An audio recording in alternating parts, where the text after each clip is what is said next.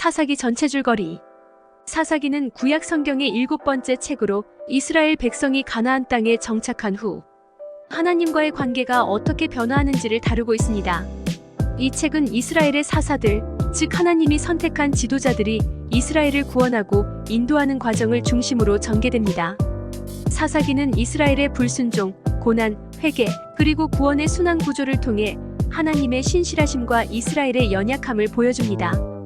첫 번째, 이스라엘의 불순종과 사사시대의 배경에 대하여 기록합니다. 사사기 1장 내용.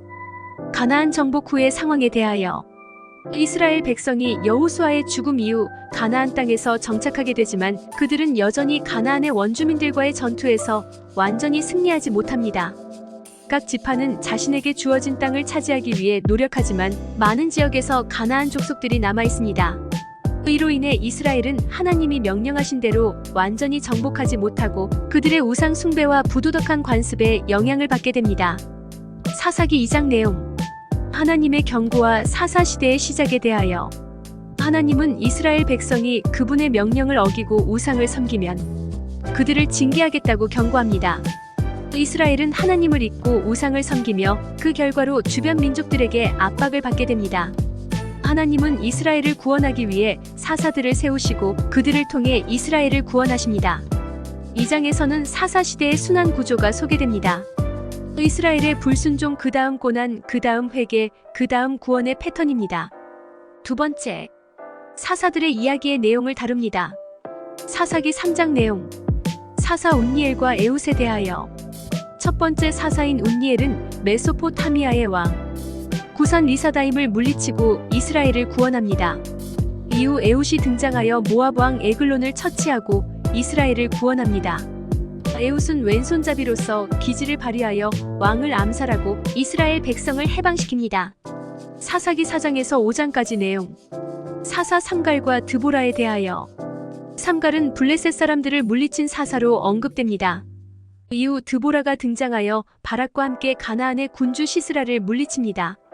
드보라는 하나님께서 이스라엘을 구원하실 것이라는 확신을 가지고 바락을 이끌고 전투에 나섭니다. 시스라의 군대는 패배하고 시스라는 야일에 의해 처치됩니다. 사사기 6장에서 8장까지 내용. 사사 기드온에 대하여. 기드온은 미디안의 압박을 받는 이스라엘을 구원하기 위해 하나님께 선택받습니다. 그는 하나님으로부터 여러 번의 징표를 요구하며 결국 300명의 군사로 미디안 군대를 물리칩니다. 기드온은 하나님께서 주신 전략에 따라 미디안 군대를 혼란에 빠뜨리고 승리합니다. 그러나 기드온은 이후 우상을 만들고 이스라엘 백성이 다시 우상 숭배에 빠지게 됩니다. 사사기 11장에서 12장까지 내용. 사사 입다에 대하여. 입다는 암몬과의 전투에서 이스라엘을 구원하는 사사입니다. 그는 자신의 딸과의 약속으로 인해 큰 슬픔을 겪게 됩니다. 입다는 하나님께서 이스라엘을 도와주실 것이라는 믿음을 가지고 전투에 나서 승리합니다. 사사기 13장에서 16장까지 내용. 사사 삼손에 대하여. 삼손은 블레셋과의 전투에서 이스라엘을 구원하는 사사로 그의 출생부터 특별한 사명이 주어집니다. 그는 힘과 능력으로 블레셋 사람들을 처치하지만 그의 약점은 여인들에 대한 사랑입니다. 특히 드릴라에게 배신당해 머리카락을 잘리게 되고 블레셋 사람들에게 붙잡히게 됩니다. 결국 삼손은 블레셋의 신전에서 자신의 힘을 회복하고 블레셋 사람들을 처치하며 죽음을 맞이합니다. 세 번째, 이스라엘의 도덕적 타락과 혼란에 대한 내용을 기록합니다. 사사기 17장에서 18장까지 내용. 미가의 우상 숭배에 대하여. 이스라엘의 도덕적 타락이 심화되면서 미가는 자신의 집에 우상을 만들고 제사장을 세웁니다. 딴 지파는 미가의 우상을 훔쳐가고 그곳에서 우상 숭배를 이어갑니다. 이 사건은 이스라엘의 영적 혼란을 상징적으로 보여줍니다. 사사기 19장에서 21장까지 내용.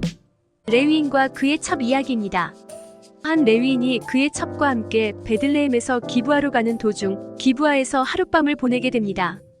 그러나 기브아의 사람들이 그들을 공격하고 레위인의 첩은 끔찍한 일을 당합니다.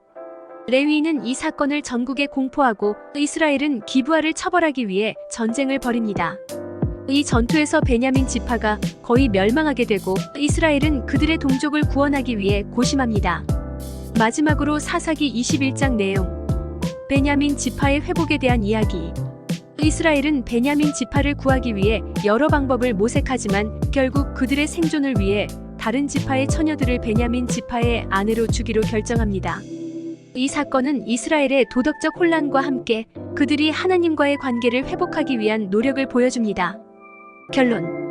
사사기는 이스라엘 백성이 하나님과의 관계에서 겪는 반복적인 순환 구조를 통해 그들의 불순종과 하나님의 신실하심을 강조합니다. 이 책은 이스라엘의 역사에서 중요한 시기를 다루며 사사들이 어떻게 하나님께서 주신 사명을 수행했는지를 보여줍니다.